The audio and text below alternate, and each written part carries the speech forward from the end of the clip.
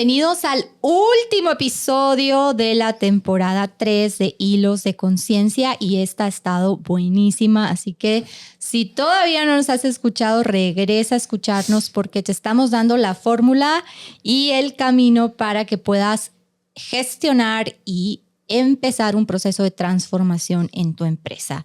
Y hasta ahora hemos hablado de las etapas que debes atravesar para lograr ese proceso de transformación y de los roles o jugadores en un proceso. Ya hablamos del rol de el sponsor, ya hablamos del rol del champion. El episodio pasado hablamos del rol de recursos humanos y hoy vamos a hablar del rol del colaborador, que no deja de ser igual de importante. Al final nos toca transformar sus vidas, sus trabajos, sus roles, sus rutinas, sus rituales, sus creencias, sus habilidades. Y por eso es que este episodio va dedicado para ti si tú eres un colaborador que está atravesando un cambio o que quiere empezar una transformación, pero no se cree capaz o no sabe por dónde empezar. Así que bienvenidos, Cris y Mel.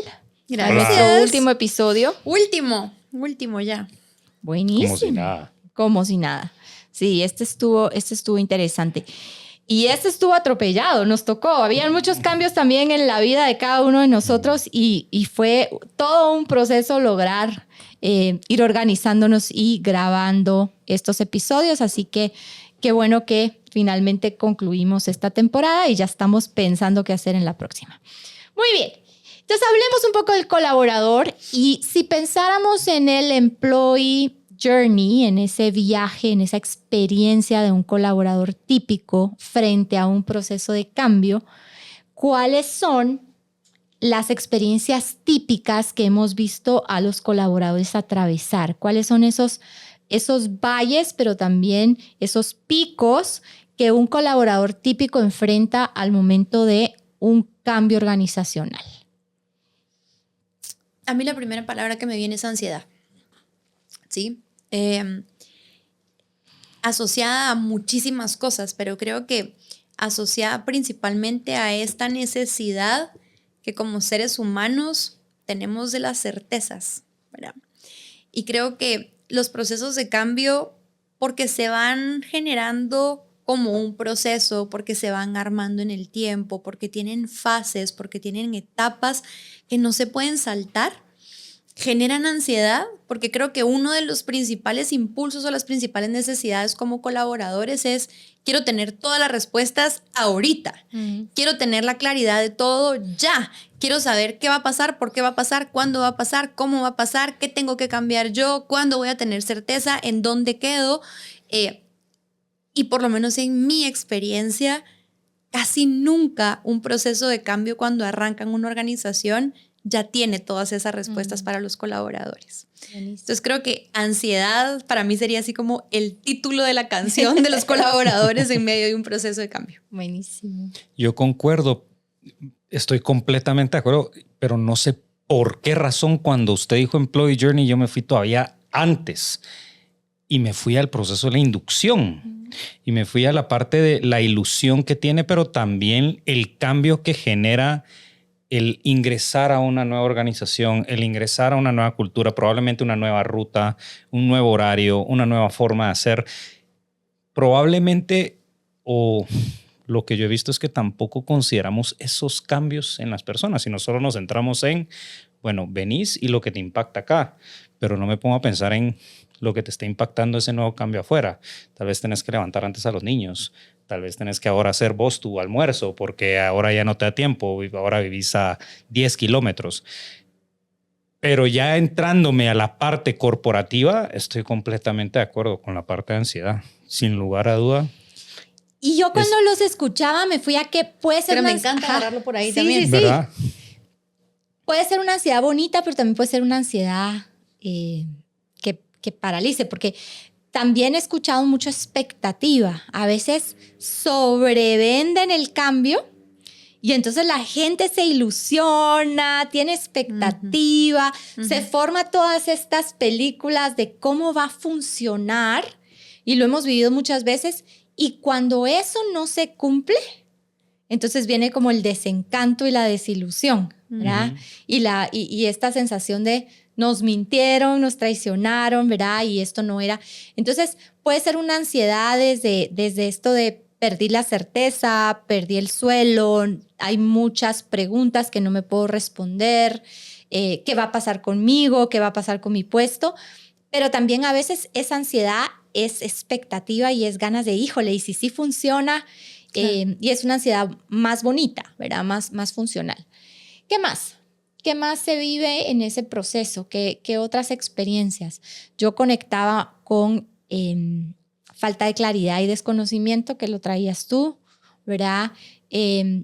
Con rechazo también. A veces la gente no quiere porque interpreta el cambio como más trabajo, con el mismo sueldo y con el mismo tiempo y con los mismos recursos, ¿verdad? Y es que muchas veces no deja de ser cierto esto, porque incluso en el episodio anterior, en el capítulo anterior, cuando estábamos hablando de las oficinas de transformación y que usted contaba su experiencia de CAP y cómo hacían esta medición de ver cuánto iba a generar esto de incremento en el capacity, etcétera, la gran mayoría de las organizaciones están viviendo como dos vidas en paralelo, ¿verdad? O sea, la vida que requieren las horas y la energía y el esfuerzo para generar la transformación, mientras que al mismo tiempo se sigue operando en el día a día.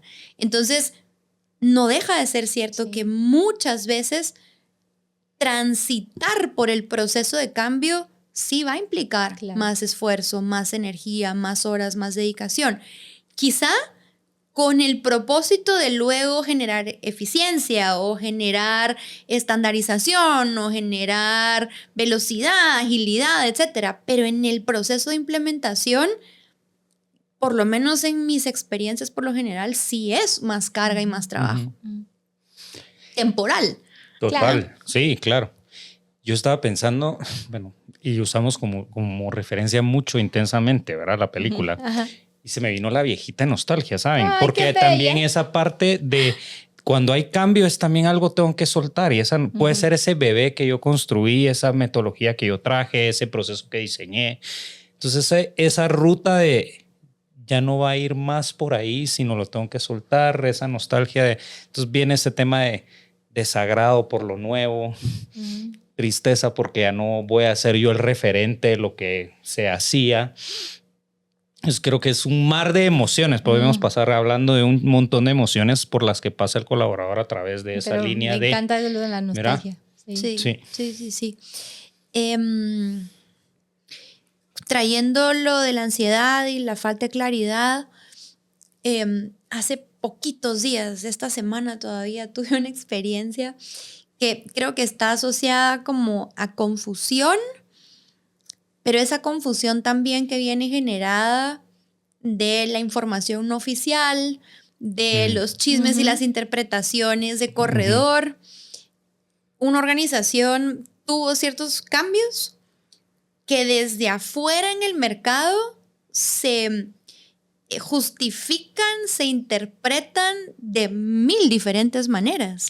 Y me encontré con una persona de la misma industria, pero de otra organización, y me dijo, uy, ¿ahí qué está pasando? Están desmantelando, esa línea va a desaparecer. Y yo, no, o sea, ni se desmanteló ni va a desaparecer.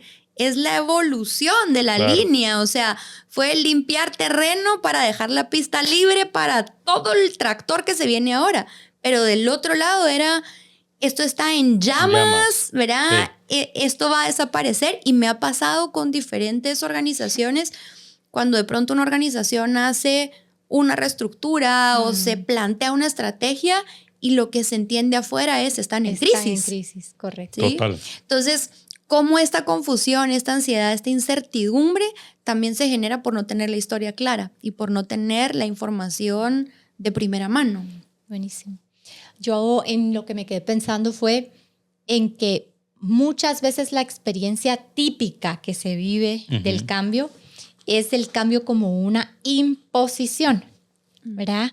Y el colaborador está amarrado de manos, ¿verdad? Porque la experiencia que tiene es esta en donde no se le preguntó, no se le consultó. No se le hizo partícipe del diseño, no se generó esta fase de empatía, no se hizo un diagnóstico, sino que a veces viene como una decisión muy, o pareciera ser una decisión muy unilateral de no, esto es lo que se dice y esto es lo que va. Y entonces la experiencia es, no nos preguntaron a nosotros, que somos los que al final la tenemos enfrente y la tenemos que llevar en la espalda. Entonces, a veces esta es la experiencia típica de el cambio es algo que me pasa, ¿verdad? Frente a lo que yo no puedo opinar, responder, sumar, en lugar de yo construyo y soy parte de la transformación. Sí, entonces como el no empoderamiento, ¿verdad? ¿Sí? Yo acá no tengo poder sobre las cosas. Escuchándote, conecté, mi mamá me regaló para Navidad el libro de la bailarina de Auschwitz. Me lo comí en 3 días, el libro. Por supuesto, es una historia maravillosa de resiliencia, de valentía, de coraje, de sentido por la vida, pero principalmente de hacerte cargo de la perspectiva y de la realidad que te creas, ¿verdad? Como la película de La vida es bella. Y dentro del libro hay una frase que ella repite varias veces, esta sobreviviente, y es en el momento en que la van a separar de su mamá. Ella tenía 16 años en ese momento. Están en el tren, en esa incertidumbre. No estoy queriendo hacer el paralelo con los procesos de cambio de las organizaciones, por supuesto, pero conecté con esto. Están en esa incertidumbre de no saber si lo que les espera es bueno o no es bueno, porque realmente no sabían. Y cuando las van a separar, la mamá le dice una frase como, acuérdate que de lo que nadie se puede apropiar es del contenido que tú le metes a tu mente. ¿Sí? O sea, nadie tiene el control sobre lo que tú decides y eliges pensar. Y creo que conecté con eso ahorita que tú traías la pérdida de control o la sensación de pérdida de control y pérdida de autonomía y de responsabilidad en un proceso de cambio. Porque si bien es cierto, muchas veces como colaboradores vamos a enfrentar situaciones en donde las decisiones no pasaron por nosotros. Vienen de casa matriz. Vienen impuestas de casa matriz. O sea, no solo no nos preguntaron qué opinábamos y tampoco sondearon si estábamos de acuerdo o no. Y muchas veces va a suceder. Pero de lo que siempre, siempre como colaboradores se tiene el control, el poder y la autonomía es de qué historia te vas a contar de esto. ¿Desde qué perspectiva te vas a parar a mirarlo? ¿Con qué lentes lo vas a ver? O sea, ¿de qué color te vas a poner esos lentes? Y eso no hay recursos humanos, no hay líder, no hay sponsor, no hay campaña que lo pueda elegir por ti. Claro. Esa es tuya absoluta. Así es. Porque a veces tratas y la gente te dice, no, señor. Eso es lo que le quieren hacer creer a uno, ¿verdad?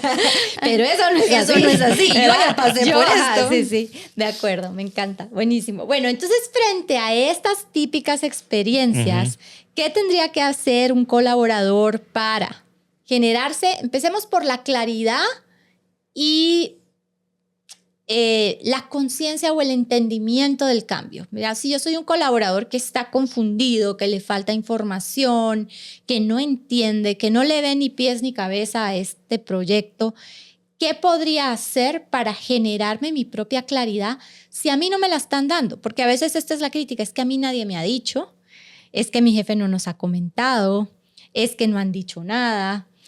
O incluso lo que han dicho no se entiende, o no nos han dicho todo, porque esta es la queja, ¿verdad? Y a veces la organización no ha dicho todo porque no tiene toda la información para compartirla.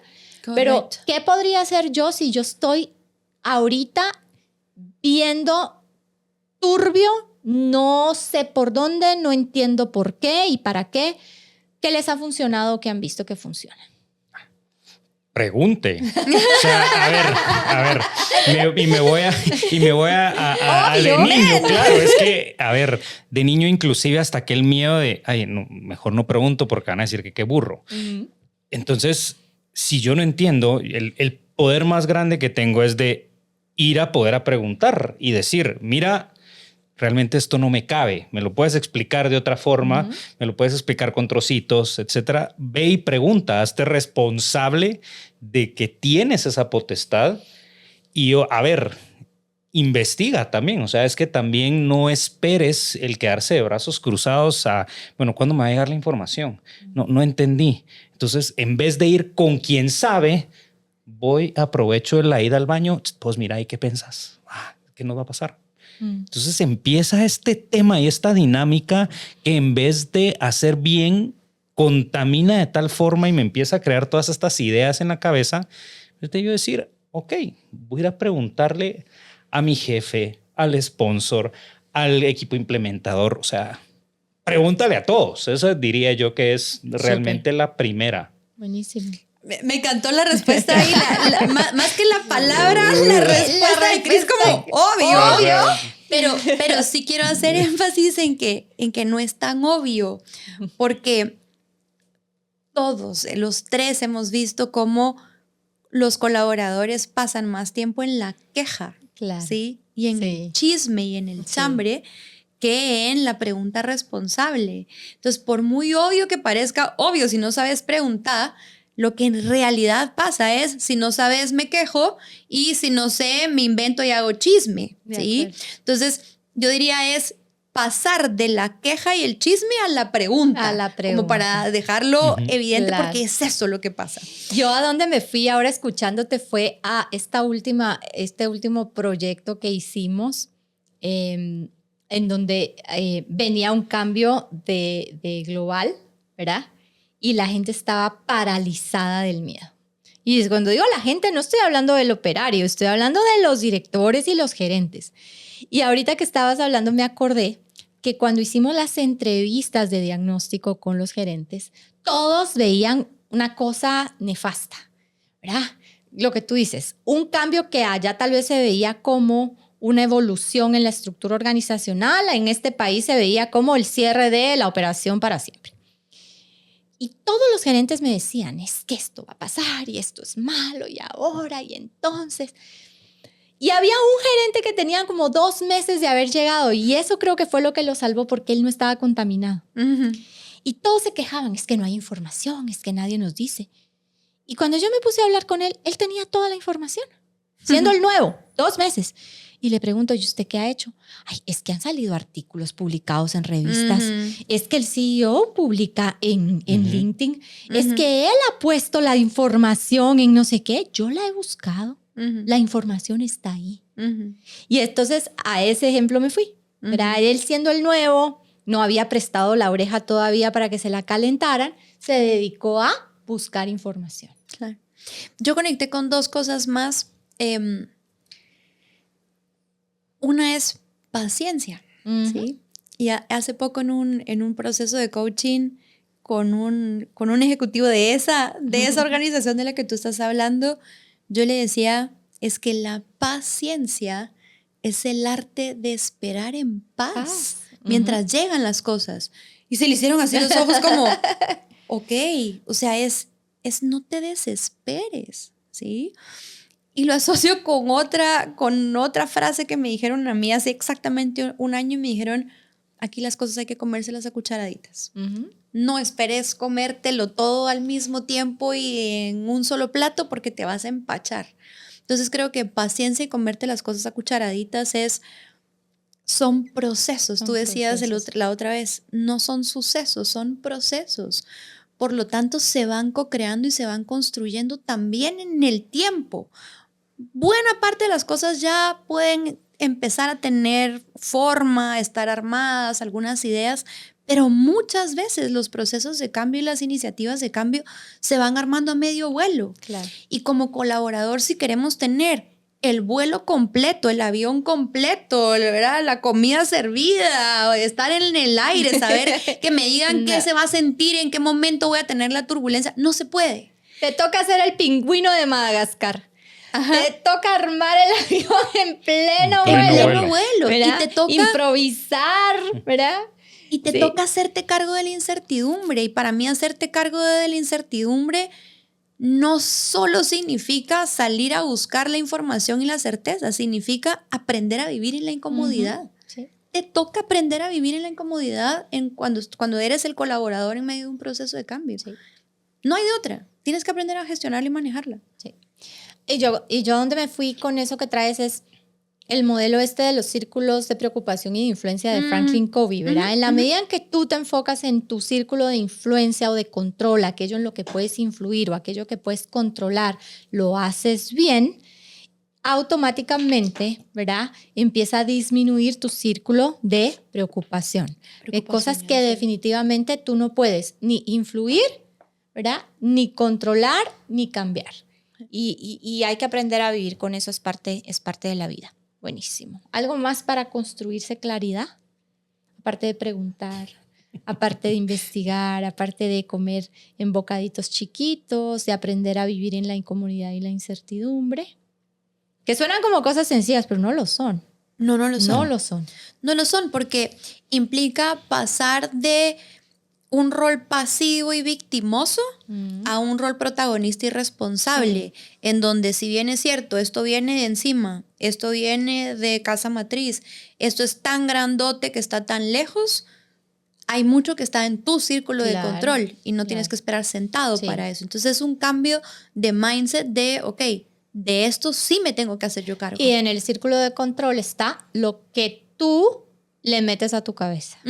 El contenido que le metes a tu cabeza. Ok, buenísimo. Y para construir ganas, iba a decir para construir deseo, pero suena un poco extraño, pero para construir voluntad, ganas, buena disposición, motivarte. Si este es un cambio que no te convence, si esto es algo que no te gusta, si va en contra de algo en lo que tú defiendes, ¿cómo te generas la suficiente gasolina para salir a perseguir un proyecto con el que tú inicialmente no estás de acuerdo? ¿Qué les ha funcionado? Yo creo, perdón que entre con esto antes de responder directamente la pregunta, pero creo que también hay niveles de deseo, ¿sí? Y si bien es cierto, lo que por supuesto se espera de los colaboradores en un proceso de cambio es que lo defiendan y lo amen, ¿verdad?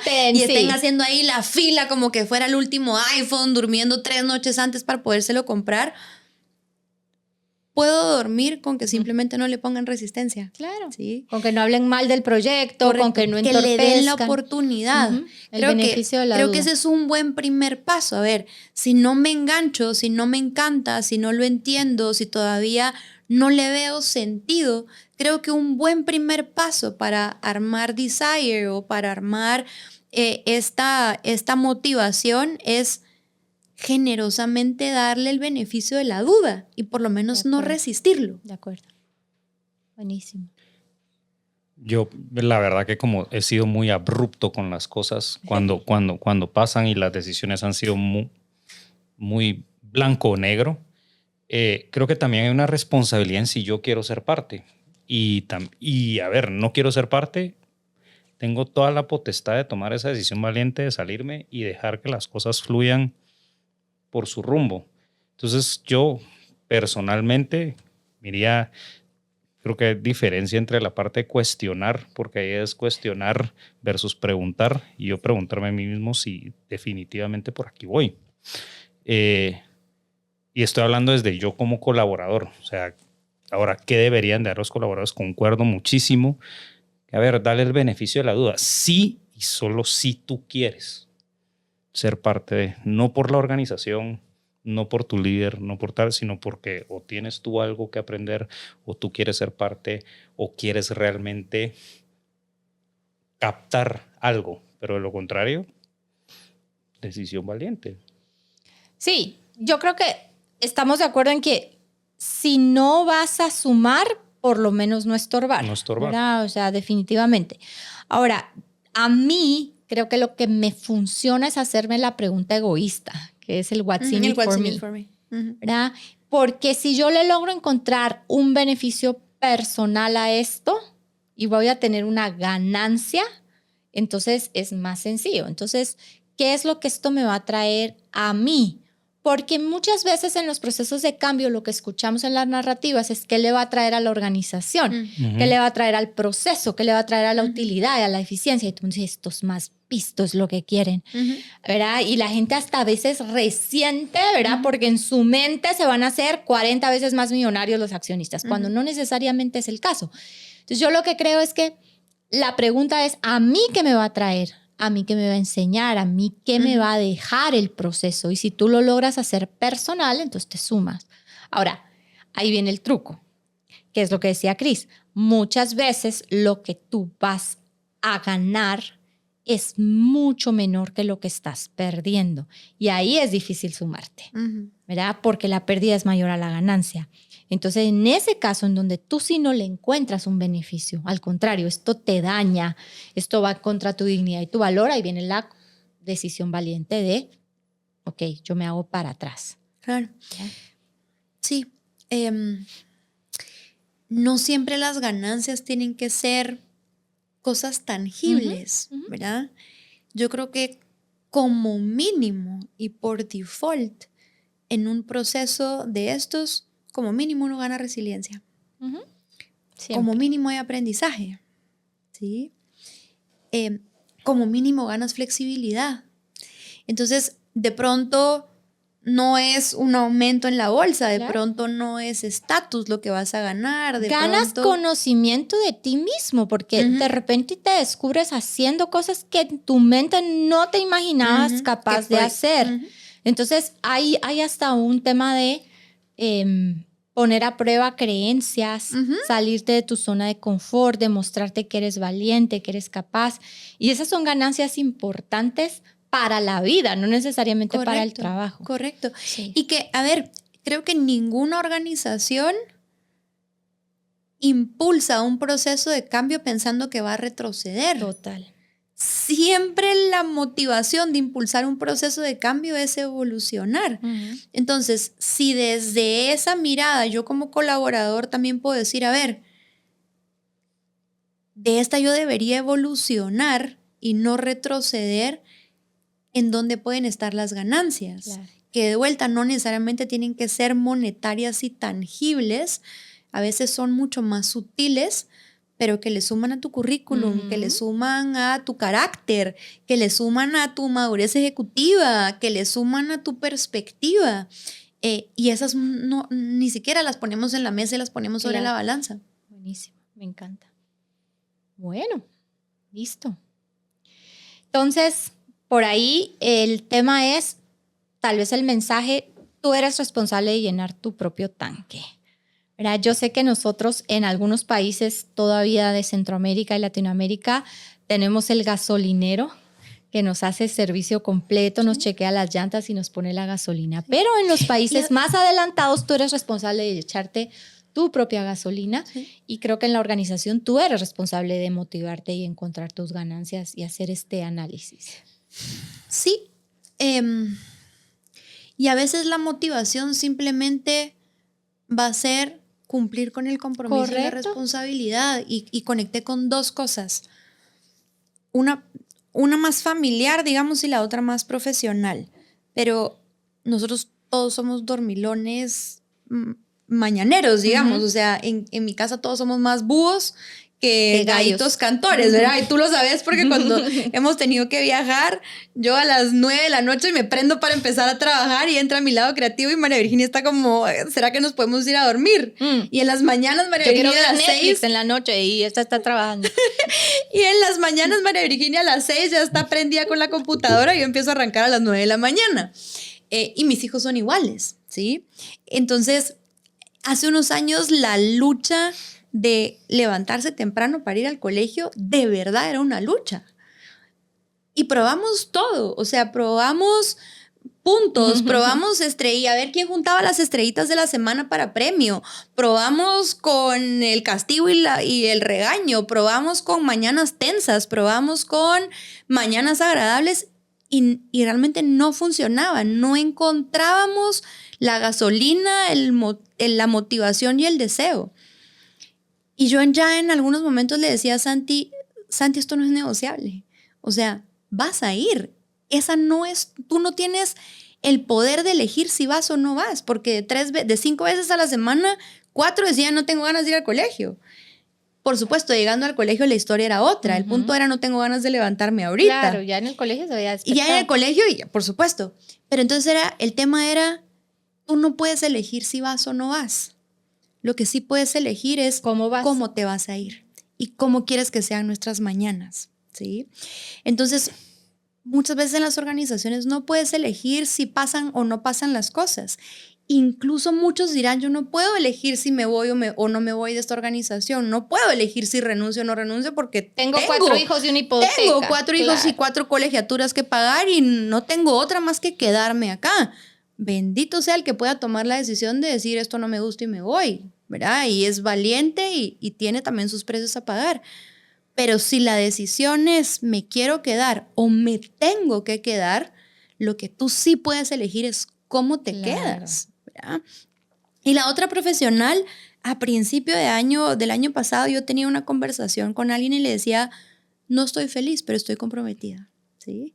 Entonces, tienes el 100% de mi compromiso, aunque todavía no me sienta 100% feliz. Son 2 cosas totalmente distintas. Mi compromiso lo tienes, ¿sí?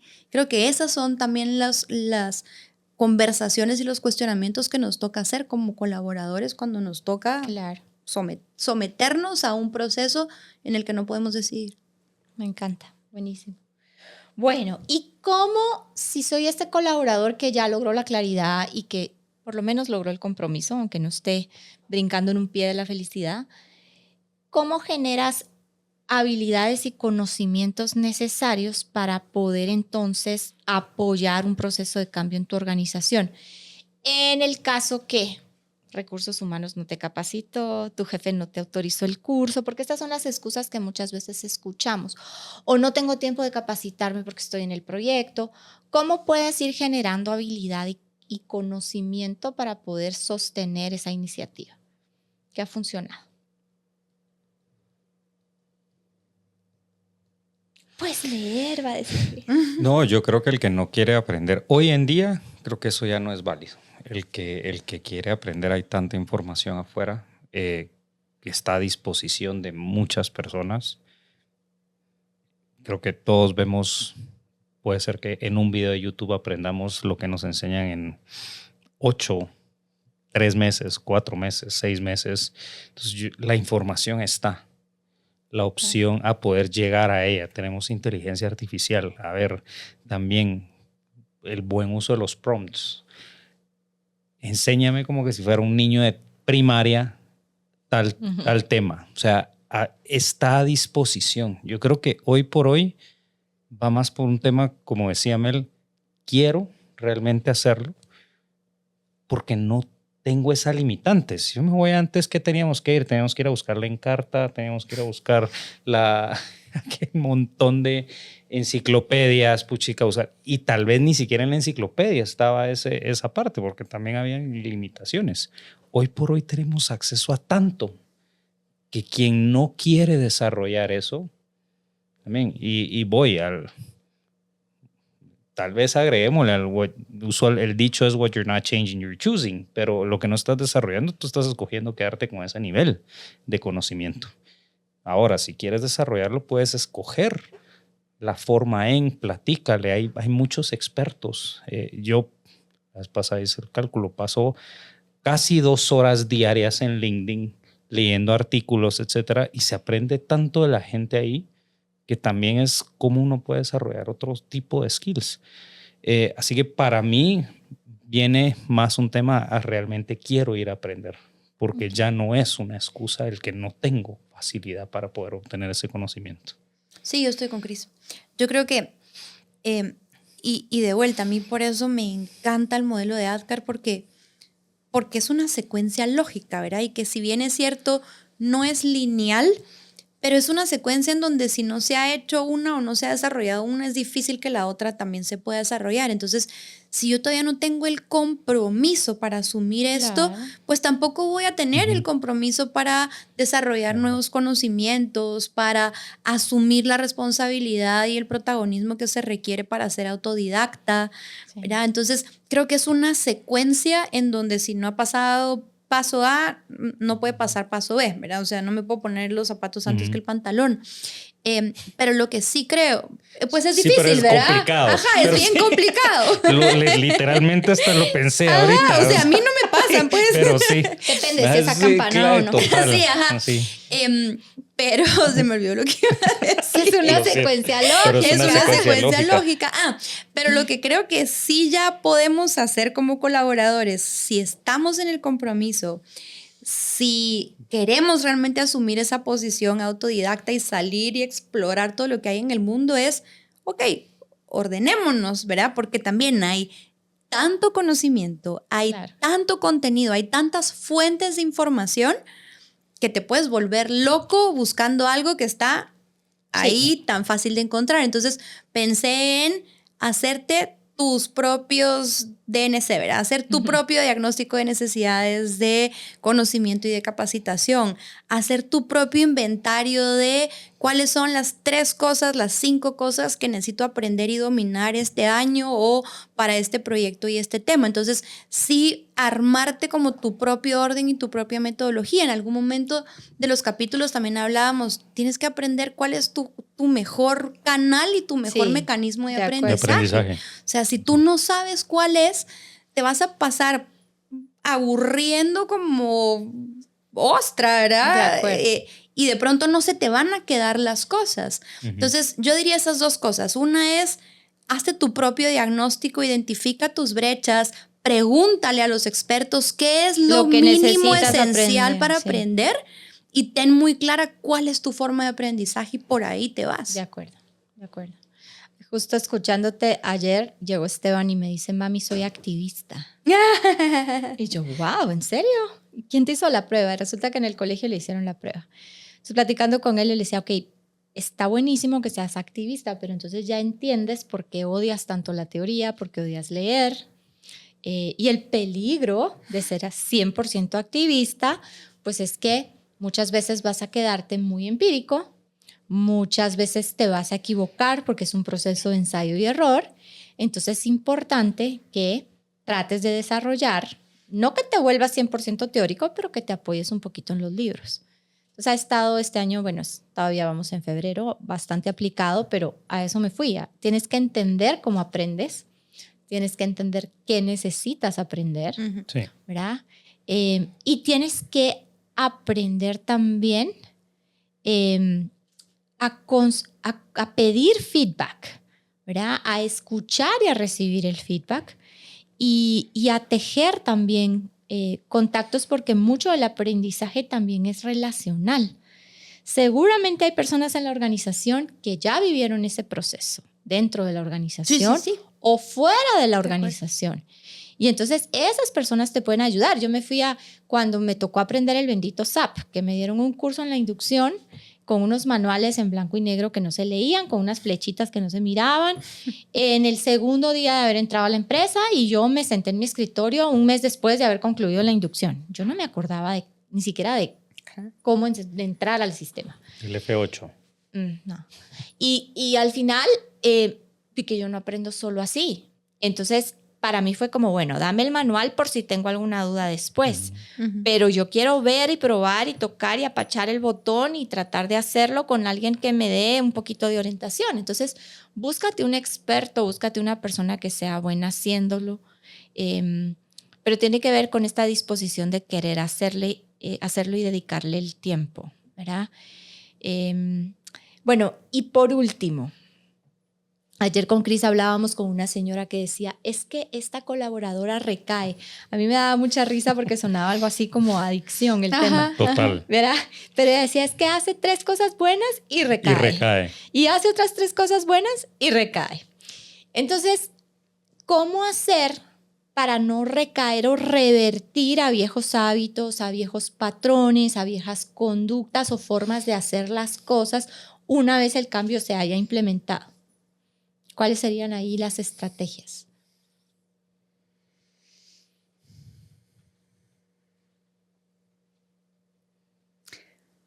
Yo no sé qué opina Cris y tú, pero lo llevé a la vida personal, ¿sí? Y lo llevé a ver, en qué cosas recaemos en nuestra vida personal, ¿verdad? Y pues ahorita estamos en enero, febrero y por supuesto que seguro que están en dieta, en ejercicio, en el gimnasio, ahorrando, portándose bien, sí, ¿verdad? En los 40 días sin carbohidratos, en los 40 días sin chela y ya después ya empiezan las recaídas, ¿verdad? O empiezan los nuevos, a regresar los hábitos antiguos. Y algo que siempre decimos es, si no cambia el mindset, no se sostiene el comportamiento, ¿verdad? Entonces, creo que es importante tener claro que no basta con cambiar un comportamiento a fuerza de voluntad y disciplina, ¿sí? Creo que se requiere el mindset adecuado, la creencia adecuada que le dé raíz y fundamento a ese comportamiento o a ese hábito. Porque si no, ustedes saben que yo siempre traigo las analogías, pero es como poner unas flores lindas en un florero. Te van a aguantar 7 días. Después se marchitan, después se pudren y se acabó. Ahora, las flores que tienen raíz no mueren. Entonces, el mindset es la raíz de los hábitos y de los comportamientos. Entonces, lo tienes que asociar a la creencia adecuada, ¿verdad? Sí. A el chip adecuado que te haga recordar por qué es que no se vale regresar. Buenísimo. Yo la verdad pensé en algo que las dos me enseñaron y ahorita lo tengo porque agarré el accountability partner, ¿verdad? Y fue esa parte donde, a ver, esto es lo que yo estoy haciendo. Me encanta. Este es mi cambio, esto es lo que yo me comprometí a hacer. Te doy vía libre para que si pego ese paso para atrás, me jales las orejas, me patees, me digas, hey, vamos, sigue para adelante, no vas a regresar, ¿verdad? Entonces, y creo que ha sido una de las herramientas más poderosas porque al final de cuentas yo mismo también le di la potestad a alguien más. Era como cuando de chiquitos, ¿verdad? ¿Se recuerdan? En nuestras épocas. En las nuestras, ¿verdad? Que uno lo invitaban a la casa un compañero y la mamá lo primero que le decía es te lo dejo con todo y nalgas. Sí. ¿Verdad? Ajá. O sea, era entonces es dar. Ahora yo soy la mamá que recibe con nalgas. Ahora es empoderar también a alguien más que puede también corregirme y decir, oye, mira el beneficio, mira dónde estabas y mira dónde estás ahora. El valor que trae es que el otro se vuelve como una medida de tu integridad. Total. De qué tanto tú estás cumpliendo. Yo este año les dije a mis hijos, yo voy a caminar 500 millas en el año. Y entonces, mis hijos, 500, yo, por lo menos, mínimo 500. Así que ahí me recuerdan, porque para lograr, si el año tiene 365 días, yo tengo que caminar por lo menos, ¿verdad? 1,5 millas o 2 millas al día, ¿verdad? 2 millas, un poco va a pasarme, 2 millas. Y entonces mis hijos desde enero empezaron. Mamá, ¿cuántas millas llevas? Y hay días que yo no quiero caminar las mías, ¿verdad? No puedo, no tengo ganas. O sea, antier fue un día súper duro, yo no quería caminar. Y yo dije, no, a ver, o sea, aquí están estas dos personas que yo lo que les estoy mostrando con mi adherencia a este compromiso es si tengo o no tengo palabra. Y tengo que demostrar que tengo palabra. Entonces ahí voy. En promedio estoy en 3 millas diarias. O sea que ahí voy. Pero digamos que eso es lo que al final hace el tener este accountability partner, que cuando lo haces público, que cuando lo haces disponible a los otros, que cuando te comprometes con otros, ya no solo te estás faltando a ti, le estás faltando a lo que le dijiste al otro. Sí. Entonces, y a veces nos da más pena faltarle al otro que a nosotros mismos. Sí, porque nosotros nos justificamos. Ay, es que estaba cansada. Sí. Ay, es que trabajé 10 horas. Ay, es que tampoco soy una mula de carga. Ay, es que mañana me pongo al día. Tú te dices de todo y aguanta, pero al otro es más difícil fallarle. Entonces, yo me encanta ese. Ok, súper. Bueno, aparte de que creo que también te falta rutina.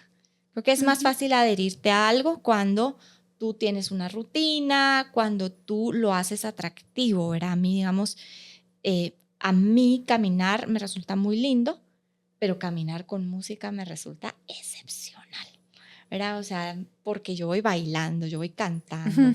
O sea, entonces a mí me cambia mucho el humor la música. Entonces, haz que eso que tienes que hacer se empareje o se acuache con algo que tú disfrutas y eso lo hace más sostenible también en el tiempo. Sí. Y yo creo que hacerlo simple también es importante. Sí. Entre más complejo y más complicado lo hacemos, más chances de tirar la toalla y querer regresar a lo simple y conocido que ya teníamos, porque como hemos venido diciendo, los procesos de cambio son procesos de aprendizaje y desaprendizaje, ¿sí?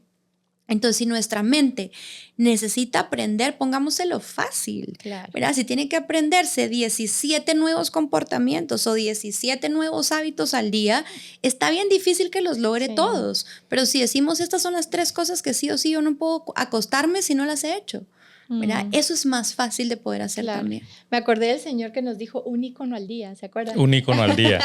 Que me pareció genial. Estaban aprendiendo a usar el SAP y entonces uno de los compromisos dijo, yo me comprometo a aprender un icono al día. Buenísimo, fácil, sencillo, súper. Kiss. Muy bien, bueno, y entonces, a ver, ¿cómo salgo si soy o sea, ya hablamos de cómo recibo un cambio, ¿verdad? Y cómo lo gestiono, si el cambio viene de arriba, si viene por mandato de casa matriz, del dueño, del gerente, de quien sea. Pero si yo soy un colaborador que quiere cambiar algo en la organización, pero no tiene el parqueo con techo, la jerarquía, la oficina con ventana, ¿qué puedo hacer para que mi idea gane tracción y que empiece a generar un movimiento? ¿Qué puedo hacer? A mí se me viene el video, ¿verdad? Nuestro video de YouTube, de cómo... El bailarín. Del bailarín, de cómo se genera un movimiento. No se genera solos, nunca, ¿verdad? Entonces, creo que uno de los sí o sí, así de los primeros que hay que tener es, tienes que buscar aliados. Identifica un par de locos más que crean en tu idea. Sí. Buenísimo. ¿Qué más? No, yo me iba a ir por ahí. Realmente, a ver, empieza. O sea, y empieza y contagia a alguien más para que también él vaya sumando, etc. Muchas veces, y tenía esta plática con Ari, porque ella me decía, papá, es que yo ya quiero. A ver, ok, yo ya quiero, pero ¿qué es lo que ya quieres? Yo ya quiero lograr manejar. Ari, tienes 9 años, ¿verdad? Entonces, ok, vamos a... Solo empieza entendiendo qué es el timón, empieza entendiendo qué son las velocidades, empieza a entender y empieza también a practicar, ¿sí? Ya empezó, obviamente. Ya la vamos a invitar con Esteban en algunos lados, ¿sí? Allí con el timón y los Claro, pedales. y es que esa es la facilidad, ¿no? Entonces yo creo que el empezar pequeño, a veces queremos abarcar todo, queremos que ya todo el equipo esté on board y no nos damos cuenta del poder de hacerlo one person at a time. A donde yo me fui fue tienes que testear y tienes que saber recibir el no, ¿verdad? Porque salir a querer cambiar las cosas sin tener una buena relación con el no, con la crítica, te va a desencantar y te va a bajar de la moto en 2 chilazos. Y entonces me acordé de esta coach mexicana que cuenta que llevó su libro, ¿verdad? Ella había publicado un primer libro que le había ido súper bien. Lleva su segundo libro y le dijeron, no va, no lo publicamos. No nos gusta, le falta, no. Y dice que salió desmoralizada. Pero al salir dijo, a ver, no. O sea, me dijo que no, pero no me dijo nunca. O sea, yo puedo trabajar alrededor del no, pero para eso tengo que ser valiente y tengo que estar dispuesta a escuchar por qué no y no personalizarlo. Y para mí eso es clave en un proceso, porque nos enamoramos de nuestra idea, nos enamoramos de nuestro modelo y no estamos dispuestos a escuchar qué le falta, por qué no gusta. Entonces creo que si tú quieres generar un movimiento y un cambio, empieza por testear la idea, por encontrar personas en diferentes jerarquías, áreas de la organización, con puntos de vista muy diferentes a ti, no gente que solo te diga que sí, Ujú. porque le caes bien, y estar dispuesto a, decía mi abuelita, mascar y tragar el ajo, y que te diga, no me gustó, ok, ¿por qué no? ¿Qué le falta? ¿Qué necesita? Y ese proceso creo que es vital, porque si tú no te sabes relacionar con el no y todo lo personalizas, nunca vas a tener el coraje, la valentía, el callo que se necesita para salir a pelear cambios más grandes o para realmente hacer transformaciones con mayor alcance. Entonces, para mí eso es vital. Sí. ¿Verdad? A mí se me viene una lista así Sí, gigante. yo ahorita que usted dijo eso, ajá, se me vino Rocky, se me vino la que hizo Harry Potter. Pero pregunta tal vez es, ¿qué tanto influye el lugar también donde yo quiero hacer este movimiento o crearlo? ¿Cómo ven esa parte? ¿Y por qué lo pregunto? Porque yo como colaborador tal vez mi idea es brillante, pero tal vez no es el lugar donde la tenga que sembrar. Mm. Y si me la llevo a otro lado, puede ser que ahí sí florezca. Que eso Ujú. tiene que ¿Qué ver mucho tanto? con la madurez, ¿verdad? También de saber.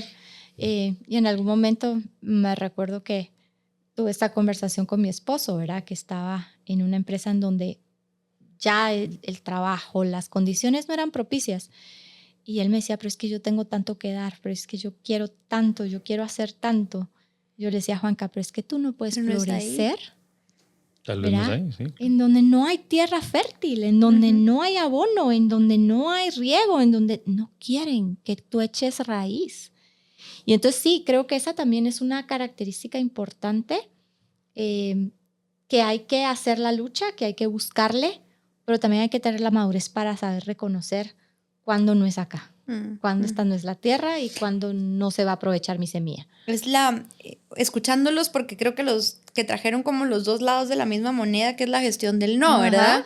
O sea, saber qué tanto tengo que insistir a un no y qué tanto tengo que aceptar Cuando es cuando es definitivamente no. definitivamente no. A mí se me vinieron un montón de cosas a la mente, pero pensé, digamos, en tres.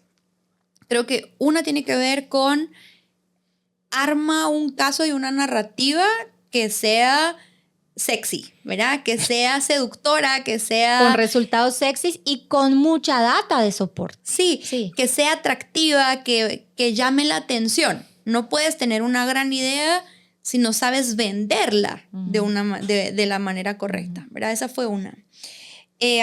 La otra, y pensé, estábamos hablando de Shark Tank, ¿verdad? Y ahorita que está aquí en Guati, la otra es, búscate un tiburón que te apadrine, ¿verdad?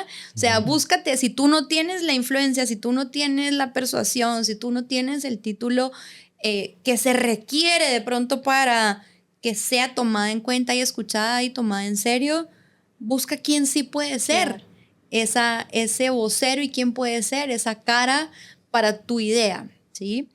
Y la otra que pensé también basada en lo que hablábamos en episodios anteriores era, está dispuesto a que si esta es tu idea, tú eres el dueño de esta idea también, ¿verdad? Porque ¿cuántas veces escuchamos también en las organizaciones gente que dice, es que debería pasar tal cosa?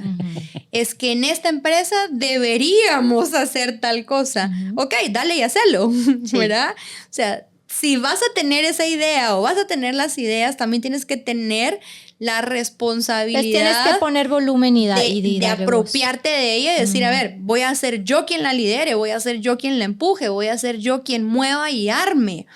El año pasado yo tuve una de esas ideas, ¿verdad? Y le decía a alguien, es que estoy viendo que no hacemos esto con los expatriados, ¿verdad? O con los colaboradores nuevos y creo que necesitan un sistema de apoyo, necesitan un proceso. Y me dijo, ok, dale. Y yo, ok, gracias.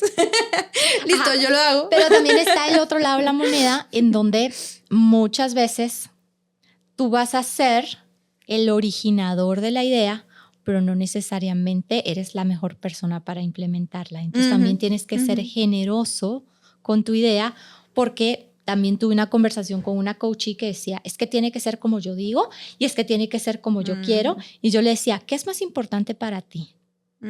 ¿La forma o el resultado? ¿Qué quieres? ¿Verlo hecho una realidad o casarte con tus maneras? ¿verdad? Porque a veces también te va a tocar renunciar a tus maneras para ver tu idea florecer. Entonces tiene como dos lados también. ¿Verdad? ¿Sabes con qué conecté ahorita escuchándote? Cuando yo estaba embarazada de Santi, que estaba así como en el descubrir un nuevo mundo y una nueva perspectiva, y me metí como a muchos los temas de crianza, pero no, digamos, como de la psicología moderna y esto, sino como de más origen, etcétera. Y esta frase, se necesita una tribu para criar un hijo, ¿sí? Entonces conecté con esto ahorita que tú decías, y es, pues hay que aceptar que se necesita de una tribu también para poder criar una idea, ¿verdad? Para poder impulsar y hacer que nazca y que gane vida una idea y se vuelva. Y a veces tú fuiste quien lo fecundó, pero no necesariamente quien lo vio crecer o quien lo crió o quien lo terminó de pulir. Pues de pulir, ¿verdad? Sí, de acuerdo. Buenísimo. Bueno, ok.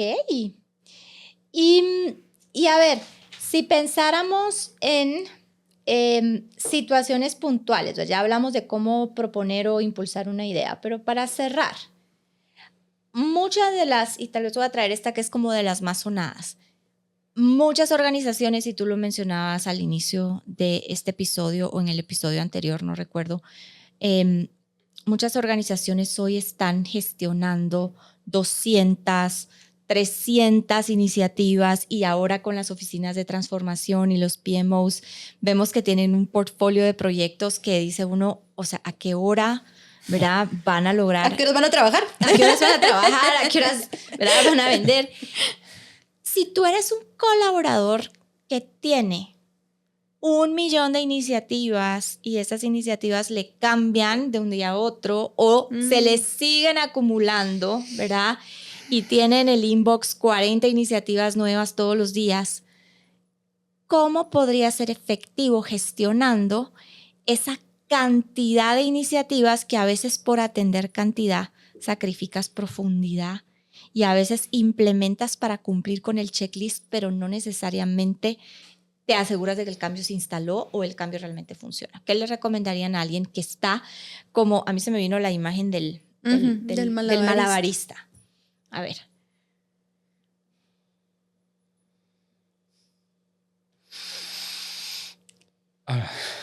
Voy mientras Cris piensa. Yo conecté en como algunas cosas y voy a decir como las palabras porque varias ya las dije. Creo que paciencia, comértelo a pedacitos.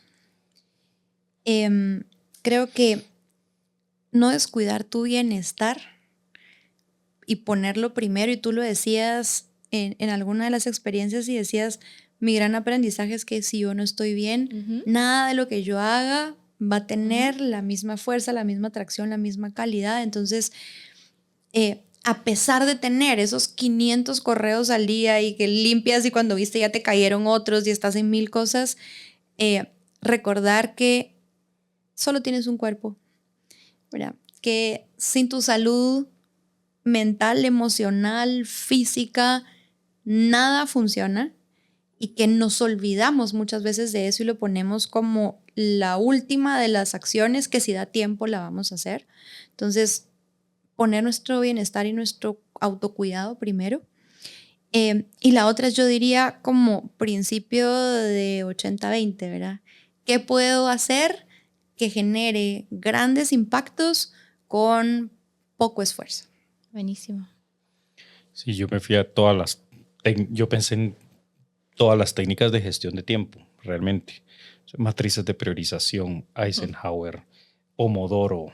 Pensé también en el 80-20, en la distribución de cómo partes esas 24 horas que tienes. Al final todos tenemos las mismas 24 horas. Pero creo que me tocó el tema más importante, que es salud. O sea, si no estás bien, tanto aquí arriba como tu cuerpo, que nuevamente voy a conectar de los que creo yo que es el capítulo 7 de la primera temporada de corporalidad. Hay que escuchar también al cuerpo. Claro. Y definitivamente creo que también es importante la priorización y saber que no puedes atacar todo. Claro. Debilita al monstruo. Yo creo que el saber que tienes la potestad y cuando tú ves que estás debilitando, que le estás quitando energía, que lo puedes hacer más pequeño, que conforme estás progresando y avanzando, ves algo mejor. Aunque vengan más cosas, vas a tener más herramientas, vas a saber de qué forma enfrentarlo, vas a saber qué utilizar, con qué debilitarlo. Eso te va a ayudar muchísimo. El tema de los correos. Yo me sorprendo de la gente que tiene más de 20 correos sin no leer.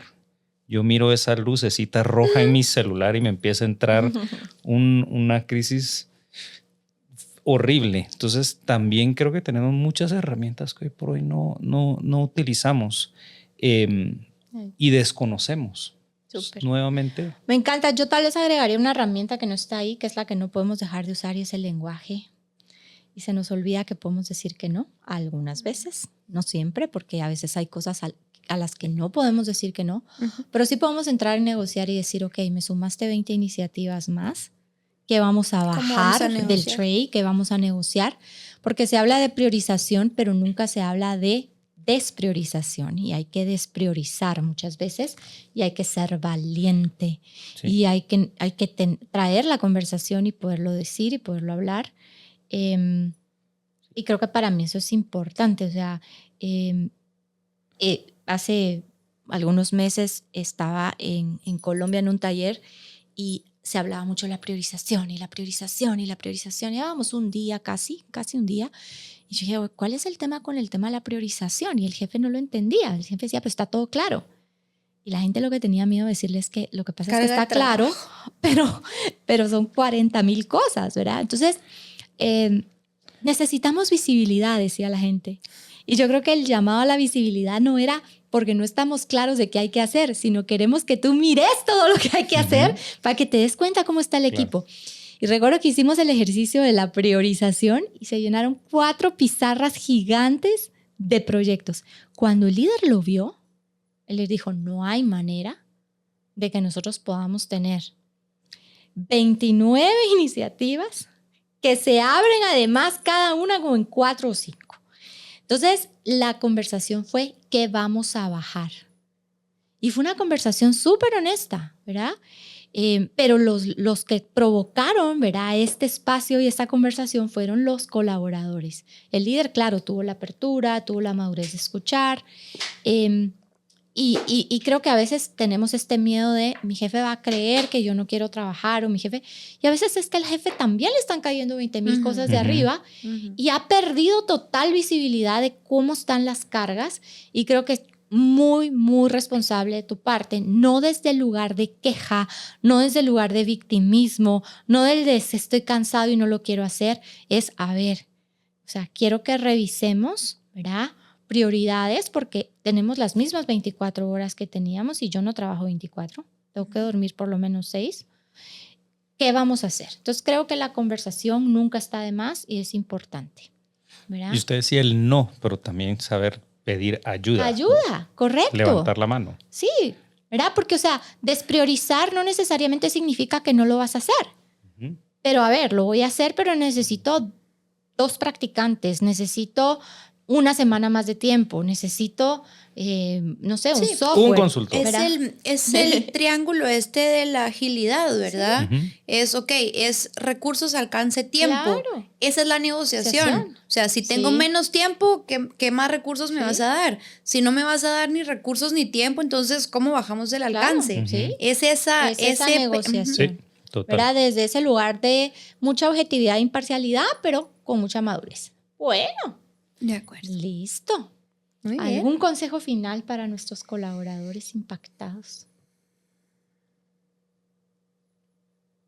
Aparte de la paciencia, la valentía, ¿hay algo más? Yo no es para los colaboradores impactados como tal.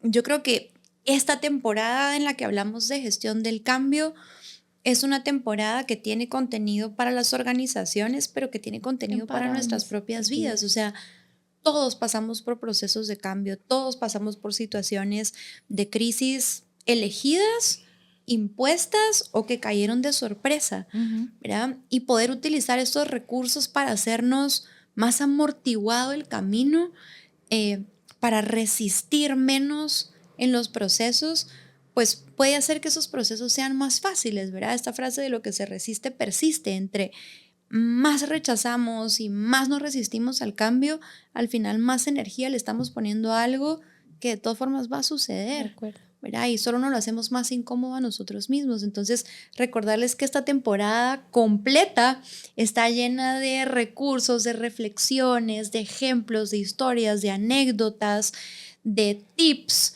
de cosas que hay que hacer y de cosas que no hay que hacer y cosas que hay que evitar, desde cualquiera que sea el rol que estamos ocupando en una situación o en un momento de cambio en nuestras vidas personales y en nuestras vidas profesionales. Súper. Que de esta nadie se escapa. Buenísimo. Del cambio no se escapa. Nada más Ni del constante cambio, que el ni cambio. de la muerte, ni de los impuestos. Así es, no nos escapamos. Muy bien. Sí. Bueno, pues muchas gracias por acompañarnos. Esto fue Hilos de Conciencia, temporada 3, episodio 10. Y pues nos vemos pronto. Estate pendiente de nuestras redes sociales, en donde puedes tener acceso a reels, pequeños resúmenes, ¿verdad? De lo que pasó en cada uno de estos episodios. Y seguramente más adelante podrás interactuar con nosotros en nuestro live que hacemos siempre entre temporada y temporada para poder aclarar tus dudas y poder interactuar contigo. Así que gracias por escucharnos y síguenos en todas las plataformas y en Spotify.